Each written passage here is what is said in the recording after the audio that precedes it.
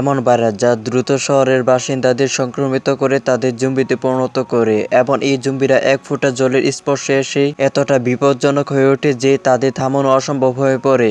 আর ঠিক এই পরিস্থিতির মাঝে একজন মানুষ তার ভালোবাসাকে বাঁচাতে নির্বয়সে জম্বিদের বিরুদ্ধে ছুটে যায়। গল্পটি শুরু হয় থাইল্যান্ডের ব্যাংকে, যেখানে আমরা সিয়াং নামের এক ব্যক্তিকে দেখতে পাই যিনি শহরে মাছ সরবরাহকারী হিসাবে কাজ করেন। একদিন সিয়াং এবং তার বস যখন একটি মাছ সরবরাহকারী সংস্থা থেকে যাচ্ছিলেন তখন তারা রাস্তার উপর একটি ট্রাক পার করা দেখতে পান। সিয়াং এবং তার বস দুইজনেই চমকে ওঠেন। সিয়াং তাদের পথ পরিবর্তন করে। ঠিক তখনই সেখানে লুকে থাকা একদল গুন্ডা বেরিয়ে এসে তাদের গাড়িটি ঘিরে ফেলে। সিয়াং এর বস শান্ত থাকেন। গুন্ডাদের একজন সিয়াং এর দিকে এগিয়ে আসতেই সিয়াং এসে তাকে বেধড় পিটিয়ে মারধর করে দেয়। তাদের মধ্যে মারামারি শুরু হয়ে যায়। মুহূর্তের মধ্যে সিয়াং একে একে তাদের শেষ করে দেয়। কিন্তু যে মাত্রই গুন্ডাদের একজন গাড়ি থেকে একটা বাক্স নামাতে শুরু করে সিয়াং এর বস পিছন থেকে এসে তাকে এক ঘুষিতে অজ্ঞান করে দেয়। এরপর তারা দুইজন মিলে মালপত্রগুলো কোম্পানিতে ফিরিয়ে নিয়ে যেতে শুরু করে। আসলে সিয়াং কয়েক বছর আগে ব্যাংককে একজন বিখ্যাত মার্শাল আর্ট যোদ্ধা ছিল, কিন্তু তারপরে কঠিন সময় শুরু হয় যা পরিস্থিতি পুরোপুরি বদলে দেয়। 10 বছর আগে বিশ্ব উষ্ণায়নের কারণে মেরু অঞ্চলে বরফ দ্রুত গলতে শুরু করে, যা সামুদ্রিক প্রাণীদের মধ্যে এক বিপজ্জনক ব্যাকটেরিয়া ছড়িয়ে দেয় এবং ব্যাপক মহামারী সৃষ্টি করে। তবে থাই সরকার তার খাদ্য উৎপাদন রক্ষার জন্য বিশ্ব থেকে নিজেকে বিচ্ছিন্ন করে ফেলে। কিন্তু এই খাদ্য কেবল শহরের ধনীদেরই উপকারে আসে। গরিবদের খাবার ও বিশুদ্ধ জলের জন্য কঠোর পরিশ্রম করতে হয়। শহরে আইন গরিবদের বিরুদ্ধে খুবই কঠোর এবং সামান্যতম অপরাধের জন্য কঠোর শাস্তি দেওয়া হয়। তাই শহরে কিছু বাসিন্দা গোপনে একটি দল গঠন করে, যাদের কাজ হলো মূল কোম্পানির জন্য পাঠানো খাদ্য সরবরাহ করা। শীঘ্রই সিয়াং এবং তার বস সরবরাহকারী কোম্পানিতে পৌঁছায়। আমরা দেখি কোম্পানির ম্যানেজার চুজিক সিয়াং এর বসের সরবরাহ করা সমস্ত বাক্স গ্রহণ করে। এরপর সে দেখতে পায় যে বাক্সগুলোর মধ্যে একটি খোলা, যা দেখি শিয়ং এর বস রেখে যান। তার বেতন থেকে টাকা কেটে তাকে দিয়ে দেন। শীঘ্রই শিয়ং এবং তার বস ওয়ার্কশপে ফিরে আসে। শিয়ং এর বস তাকে একটি ভারী মোটরসাইকেলের চাবি দেন। এখন থেকে শিয়ংকে এই মোটরসাইকেল করেই তার ডেলিভারিগুলো করতে হবে। যখন শিয়ং এর বস বাক্সটি খুলেন তখন তার ভিতর থেকে এক বিশেষ ধরনের মাছ বেরিয়ে আসে। শিয়ং এর বস মাছটির একটি টুকরো কেটে আজকের রাতের পারিবারিক খাবারের জন্য শিয়ংকে দেন। এদিকে শিয়ং মাছের টুকরোটি নিয়ে আসার সময় আমরা তার স্ত্রী রিনকে দেখতে পাই, যিনি শিয়ং এর অনুপস্থিতি নিয়ে চিন্তিত ছিলেন। রিন দেখতে পান যে শিয়ং এর মুখে আঘাতের চিহ্ন রয়েছে, তাই তিনি দ্রুত শিয়ং এর ক্ষতস্থানে ব্যান্ডেজ করতে শুরু করেন। এদিকে রিন আরও শিয়ংকে তার সরবরাহের চাকরি ছেড়ে দেওয়ার জন্য অনুরোধ করেন, যাতে সে অন্য শহরে গিয়ে নতুন জীবন শুরু করতে পারে। কিন্তু শিয়ং তার কথা উড়িয়ে দিয়ে বলে যে আরও কিছু টাকা জমাতে পারলেই সে চাকরি ছেড়ে দেবে। এই কথা শুনে রিন রান্না করার জন্য রান্নাঘরে চলে যায়। কিছুক্ষণ পরে শিয়ং এর বাড়ির সামনে একটি হাসপাতালের ভ্যান এসে থামলো এবং রিন তাতে করে চলে গেল। রিন আসলে একই শহরের একটা হাসপাতালে ডাক্তার হিসেবে কাজ করে। একই ভ্যানে আমরা নুরা নামের একজন নার্সকে দেখতে পাই, যিনি তার ছেলে বার্ডিকে নিয়ে হাসপাতালে যাচ্ছিলেন। বার্ডি স্মৃতি ভুলে যাওয়ার রোগে ভুগছে, তাই নুরা তাকে সবসময় নিজের কাছে রাখে এবং এভাবেই রিন ও বার্ডির মধ্যে একটি ভালো বন্ধুত্ব হয়ে ওঠে। শীঘ্রই সরবরাহী সংস্থার ম্যানেজার চুজি তার বসের নির্দেশে একটি সভার আয়োজন করে। শহরের বিশিষ্ট ব্যবসায়ীরা অন্যান্য দেশে থাই খাদ্য সামগ্রী রপ্তানি নিয়ে আলোচনা করছিলেন। একজন শেফ অতিথিদের জন্য কিছু মাংসের টুকরো নিয়ে আসেন, যা চুজি প্রথমে খায়, এরপর বাকিরা খায়। চুজি যখন কথা বলেছিলেন তখন হঠাৎ তার মুখ থেকে রক্ত ঝরতে শুরু করে এবং তিনি অজ্ঞান হয়ে যান। শীঘ্রই রিনও হাসপাতালে এসে পৌঁছায় এবং দ্রুত জরুরি অস্ত্রোপচারের জন্য নিজেকে প্রস্তুত করে। রিনকে ব্যস্ত দেখে বার্ডি হাসপাতালের অন্য একজন নার্সের কাছে যায়, যিনি একজন রোগীর জন্মদিন পালন করছিলেন। ঠিক তখনই একজন সিনিয়র ডাক্তার রিনের কাছে এসে তাকে 10ম তলায় তার সাথে যেতে বলেন। রিন ডাক্তারকে পরে ফিরে আসতে বলে, কিন্তু সিনিয়র ডাক্তার তাকে জানান যে উপরে কেউ তার জন্য অপেক্ষা করছে। এই কথা শুনে রিন সিনিয়র ডাক্তারের সাথে 10ম তলার দিকে হাঁটতে শুরু করে। 10ম তলায় পৌঁছে রিন হঠাৎ ভয়ানক যন্ত্রণায় কাতর এক রোগীকে দেখতে পায়। তবে রিন সিনিয়র ডাক্তারের সাথে চলে যায়। শীঘ্রই রিনকে একটি ঘরে নিয়ে যাওয়া হয়, যেখানে একজন মহিলা বিছানায় শুয়ে আছেন এবং তার স্বামী বাসু তার পাশে বসে আছেন।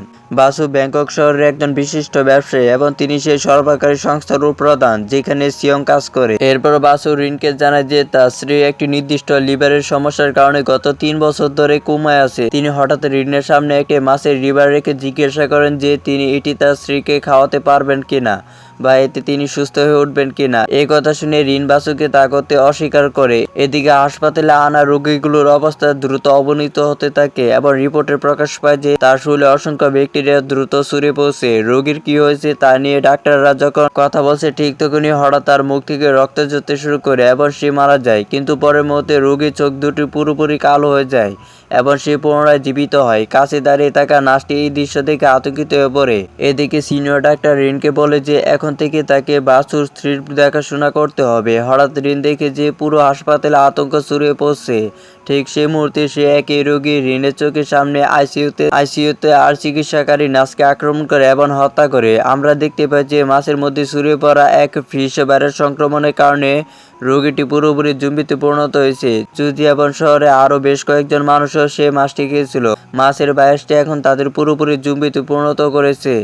এই দৃশ্য দেখে রিন আতঙ্কিত হয়ে পড়ে। এদিকে বাড়িতে সিও নিজে এবং রিনের একটি ছবির দিকে তাকিয়ে আছে, যেখানে সিও এবং রিন ছোটবেলা থেকে একসাথে ছিল এবং একে অপরকে খুব ভালোবাসতো। হঠাৎ সিং রেডিওতে হাসপাতাল সম্পর্কে একটি সংবাদ প্রতিবেদন শুনতে পায় এবং তার খাবার ফেলে বাইরে যায়। লোকেরা হাসপাতালটি নিয়ে কথা বলছে। এটা শুনে সিং দ্রুত তার বাইকে চড়ে হাসপাতালের বাইরে পৌঁছায় এবং দেখে যে বাইরে বিশাল ভিড় জমছে। ঠিক তখন একটি ঘোষণা করা হয় যেখানে হাসপাতালে প্রবেশ করা কঠোরভাবে নিষিদ্ধ করা হয়। এটা শুনে সিং খুবই চিন্তিত হয়ে পড়ে, কারণ সে মরিয়া হয়ে রিনের কাছে পৌঁছাতে চায়। কিন্তু সিং কিছু বুঝে ওঠার আগেই তার সামনে একটি খাবারের কন্টেনারের উপর একজন মহিলার মৃতদেহ এসে পড়ে। এটা দেখে একজন সৈন্য সঙ্গে সঙ্গে মৃতদেহটির দিকে এগিয়ে যায় এবং অন্য সৈন্যরা ভিতরে কি করতেছে তা দেখতে কন্টেনারের ভিতরে যায়। সৈন্যটি মহিলাটির কাছে পৌঁছানোর সাথে সাথে সে আবার জীবিত হয়ে ওঠে এবং তার গলায় ছুরি মারে। গুরুতর আহত সৈন্যটি সাহসিকতার সাথে তার মাথায় গুলি করে তাকে হত্যা করে। কন্টেনারের ভিতরে লুকিয়ে থাকা জম্বিরাও সৈন্যদের আক্রমণ করে,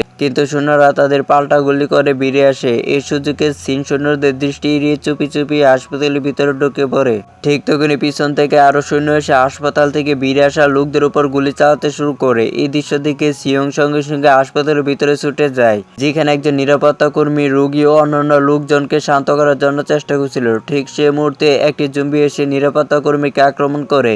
অল্প সময়ের মধ্যে হাসপাতালের অনেক মানুষ জম্বিতে পরিণত হয় এবং হাসপাতাল জুড়ে বেঁচে থাকা মানুষের উপর আক্রমণ করতে শুরু করে। মানুষ প্রাণ বাঁচাতে দৌড়াচ্ছে, কিন্তু তারা জানে না যে ভিতরে এবং বাইরে উভয় দিকেই মৃত্যু তাদের জন্য অপেক্ষা করছে। এরপর আমরা রেনকে একটি ঘরে লুকিয়ে থাকতে দেখি, যেখানে একজন সিনিয়র ডাক্তারও রেনের সাথে আছেন, যিনি আহত। তবে রেন এবং ডাক্তার তখনও জানেন না যে ভাইরাসটি কামড়ের মাধ্যমে ছড়ায়। তাই সিনিয়র ডাক্তার রেনকে সাহায্য আনার জন্য বাইরে পাঠিয়ে দেন। ডাক্তারকে সেখানে রেখে রিন ঘর থেকে বের হতে শুরু করলে পিছন থেকে কারো চিৎকার শুনতে পায়। সে আওয়াজ শুনে রিন ঘরে ফিরে আসে, যেখানে সে সিনিয়র ডাক্তারকে রেখে এসেছিল। কিন্তু ভিতরের দৃশ্য দেখে রিন আতঙ্কিত হয়ে পড়ে, কারণ সিনিয়র ডাক্তার ততক্ষণে পুরোপুরি জম্বি হয়ে গেছিল। ডাক্তারকে জম্বি পরিণত হতে দেখে রিন চিৎকার করে ওঠে। রিনের চিৎকার শুনে জম্বি ডাক্তারটি তাকে আক্রমণ করার জন্য সঙ্গে সঙ্গে তার দিকে তেড়ে আসে, কিন্তু রিন ঘর থেকে পালাতে সক্ষম হয়। হাসপাতালের অবস্থা দেখে ভয়ে তার বুকটা ধপাস করে ওঠে। এদিকে সিয়াম নিরাপত্তা কক্ষে পৌঁছে মাইক্রোফোনের মাধ্যমে রিনকে খুঁজে বের করার চেষ্টা করে। হাসপাতাল জুড়ে একটি বিকট শব্দ হয় এবং হাসপাতালের জম্বিরা পুরোপুরি সক্রিয় হয়ে ওঠে। সিয়াংয়ের বার্তা পেয়ে রিন বুঝতে পারে যে তাকে উদ্ধার করতে হাসপাতালে এসেছে। রিন ইন্টারকমের মাধ্যমে সিংকে তার অবস্থান জানানোর চেষ্টা করে। ঠিক তখন হাসপাতালের বিদ্যুৎ সরবরাহ বন্ধ হয়ে যায়। ক্ষুব্ধ হয়ে সিয়াং রেনকে খুঁজতে নিরাপত্তা কক্ষ থেকে বেরিয়ে আসে, কিন্তু সেখানে সে অসংখ্য জম্বির আক্রমণের শিকার হয়। তবে তার মার্শাল আর্টের দক্ষতায় সিয়াং একে একে তাদের প্রতিহত করে। এদিকে আমরা দেখি বাদী তার মা নোরা থেকে বিচ্ছিন্ন হয়ে নিজেকে বাঁচাতে উপরে তলায় ছুটে যাচ্ছে। ঠিক তখনই জম্বিরা এসে পৌঁছায় এবং সে নিজেকে একটি অপারেশন থিয়েটারে আটকে রাখে, সাহায্যের জন্য অপেক্ষা করতে থাকে। কেউ একজন পর্দার পিছন থেকে বাদীকে ধরে ফেলে, কিন্তু বাদী নিজেকে মুক্ত করতে সক্ষম হয়। ঠিক তখনই পর্দাটা সরে যায় এবং একটি ঝুলন্ত বাহক থেকে ঝুলন্ত থাকা একটি নারী জম্বিকে দেখা যায়। এই দৃশ্য দেখে বাদী আতঙ্কিত হয়ে পড়ে। হঠাৎ ঝুলন্ত বাহকটি ভেঙে যায় এবং নারী জম্বিটি মুক্ত হয়ে বাদীর দিকে ছুটে আসে ও তার উপর ঝাঁপিয়ে পড়ে। বাদী খাটির নিচে লুকায়, কিন্তু মহিলা জম্বিটিও সেখানে পৌঁছে যায়। তাকে এত কাছে দেখে বাদী আতঙ্কিত হয়ে সাহায্যের জন্য চিৎকার করে, কিন্তু কেউ একজন তাকে টেনে পিছনে নিয়ে যায়। বাদী যখন বেরিয়ে আসে তখন দেখে সিও জম্বিদের সাথে লড়াই করছে। এরপর বাদী সিওনকে জম্বিদের মাথায় আঘাত করার জন্য বলে। সিয়াং তাদের আঘাত করে এবং তারা স্তূপ হতে শুরু করে। এরপর বাদী সিয়ামকে তার মা নুরাকে খুঁজে বের করতে বলে। সিয়াং বাদীকে রিনের ব্যাপারে জিজ্ঞাসা করে। রিনের নাম শুনে বাদী সিয়ামকে বোঝে রিন তার সবচেয়ে ভালো বন্ধু এবং রিন আজ 10ম তলায় ডিউটিতে ছিল। রিনের ব্যাপারে জানার পর সিয়ান বাড়িকে নিয়ে 10ম তলায় যায়। শহরে ভয়াবহ উপস্থিতি দেখে শহরের সামরিক কমান্ডার একটি সভার আয়োজন করেন, যেখানে বাসটি যাতে শহরে আরো ছড়িয়ে পড়তে না পারে সেই জন্য হাসপাতালটিতে বোমা ফেলার আদেশ দেওয়া হয়। আদেশ পাওয়ার পর সামরিক প্রহরীরা পূর্ণ নিরাপত্তায় হাসপাতালের ভবনে প্রবেশ করে এবং বোমাগুলোতে 4 ঘন্টার টাইমার সেট করার পর সেইগুলো হাসপাতালের ভবনের ভিতরে স্থাপন করে। এদিকে রেন দ্রুত সানকে খুঁজতে নিরাপত্তা কক্ষে যায়। বাইরে এসে সে দেখে যে দরজাটা তালা দেওয়া এবং চাবিগুলো একজন জম্বি প্রহরীর কাছে রয়েছে।